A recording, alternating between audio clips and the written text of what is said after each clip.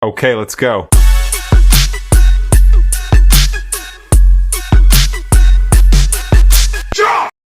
You ever get that feeling that you're not really in the driver's seat of your own life? Well, today, we're going to dive into a pretty powerful framework to change all that. And I'm not talking about little life hacks here. This is about a full-on system update for your mind. So let's just start with a really important question. And I want you to be honest with yourself here. Who's really in control? When you make a split-second decision or feel a certain emotion bubble up, who's actually pulling the levers? Get this. The science suggests that a staggering 95%, 95, of our daily life is run not by our conscious thoughts, but by our subconscious mind. Just let that sink in for a second. That means most of your day, your reactions, your habits, your choices, is basically on autopilot, run by this silent operator you barely even know is there. You've probably heard the iceberg analogy before, and honestly, it's perfect here. That little tip you see poking out of the water, yeah, that's your conscious mind. It's what you're aware of. But the real power, the massive, gigantic chunk of ice hidden beneath the surface, that's your subconscious. And guess what? It's the part that's actually steering the whole ship.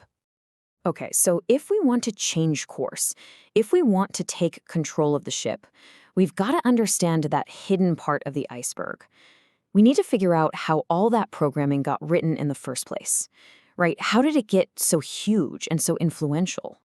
Well, that programming is made up of something called belief patterns. Think of it like the source code for your personality. It's written bit by bit from the day you're born by your parents, your experiences, the culture around you, every success, every failure. And this code, it dictates pretty much everything. Your automatic reactions from that pit in your stomach when you think about public speaking to whether you feel confident enough to ask for that raise. Let me give you a really clear example. Let's talk about T2 and Sonu. T2 grew up hearing things like, money is scarce and don't take risks. So his mental programming, his belief pattern, led him to a life of stress and playing it safe. But Sonu, he was told things like, your effort creates money, and calculated risks are how you grow. His belief pattern opened up a world of growth and confidence. You see, it's the same world, but they were running on two totally different operating systems. And that's the whole point, isn't it? If you don't take control of your own brain, it's going to control you. I mean, think about it. You wouldn't run your phone on software from 10 years ago, right? You update it. It's time we started thinking the same way about our own minds. It's time to update the old programming that's just not working for us anymore. Okay, so you're probably thinking, great, I want to update my mental software. How do I actually do that? Well, let's open up the reprogramming toolkit. I'm going to walk you through 6 really powerful techniques that will get you started on this. All right, here's the toolkit. First, you've got to identify the beliefs. You can't change the code if you don't know which lines to fix. Then you have things like a dopamine detox to reset your reward system and mindfulness to help you focus. Gratitude is huge. It literally rewires your brain to look for the good stuff. And then there's visualization and affirmations. That's where you're actively writing the new code. But here's the key. Don't look at this like some rigid step-by-step checklist. Think of it more like a menu. The real magic happens when you start combining these tools to create a formula that is perfect for you. And this, right here, is where it gets really, really interesting. Because the secret isn't just knowing what the tools are, it's about creating your own personal formula. You have to become a scientist of your own mind. Because I'm telling you, when it comes to this stuff, one size fits all just doesn't work. So let's start with a really simple diagnostic question for you. Are you an overthinker or are you naturally pretty calm? Be honest, because your answer to this one question basically determines your entire game plan for one of the most powerful tools in the box, mindfulness. This chart just illustrates the point perfectly. Look, if your mind is always racing, if you're in that overthinker or anxious camp, then doing some form of focused meditation is not optional for you. It's pretty much compulsory. It's the foundation you have to build. Now, if you're one of those lucky people who's naturally calm and focused, meditation is still an awesome choice, super beneficial, but it's not the absolute must-do first step. Okay, let's take that same idea, that same personal approach, and apply it to another tool, visualization. A lot of people try visualization and it doesn't work, and they wonder why. Well, the answer is simple.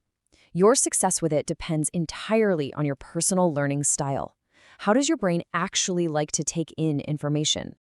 This is all about hacking your own brain's preferences. It's so simple, but so powerful.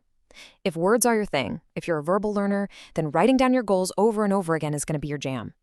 If you're auditory, you should literally record yourself describing your goals and listen to it every day. And if you're a visual person, like me, then a vision board or just spending time creating those vivid mental movies, that's your superpower. The point is, you have to match the technique to how your brain is already wired to work.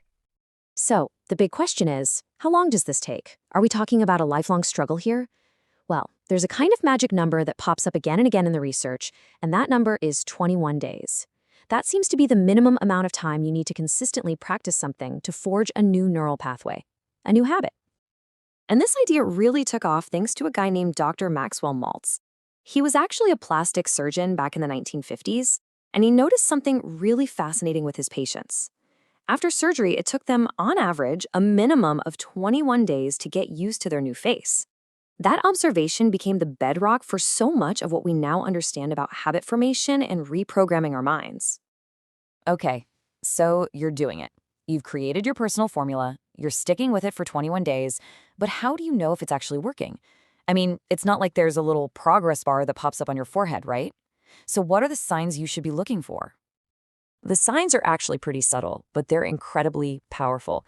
First, you'll just notice you have more self-awareness. You start to catch yourself in the middle of an old negative thought before it spirals. That's huge. Second, you'll find yourself taking small risks you would have avoided before, maybe speaking up in a meeting or trying something new. And third, and this one's my favorite, you'll just notice that your overall daily percentage of just joy and positivity, it starts to creep up. Those are your progress bars. That's how you know it's working. So, when you boil it all down, this whole journey, this incredible process of reprogramming your own mind, it all starts with one thing, a single conscious choice. You now have the toolkit, you understand the framework. So the only real question left is, what's the first belief, the first outdated piece of code that you are going to choose to change?